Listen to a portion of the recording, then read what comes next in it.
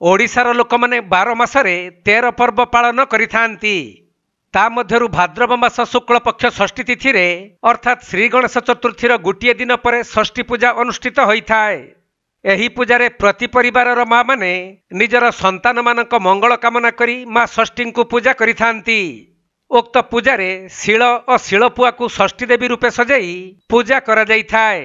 आउ परंपरा अनुजाई एही दिन षष्ठी तिथि पड़ुथबारु 6 प्रकार परिवारे तरकारी भजा प्रस्तुत हेबा सह 6 प्रकार साग को मिसाई रुसई करा जाइथाए। एथि सहित 6 प्रकार पिठा प्रस्तुत करा जाई शिल और पुआ को षष्ठी देवी रूपे पूजार्चना करा जाइथाए।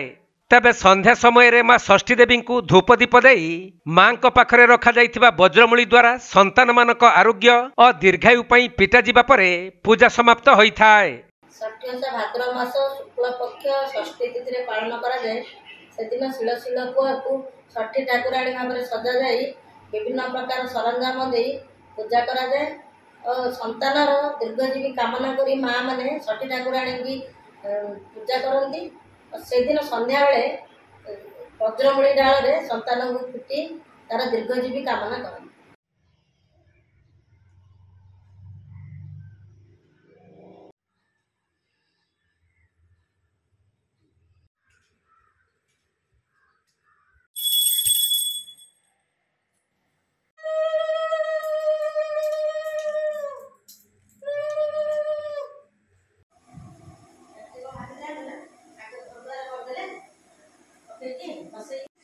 गंजाम जिल्लारू अजित कुमार पट्टनायक रिपोर्ट कोणार्क लाइव।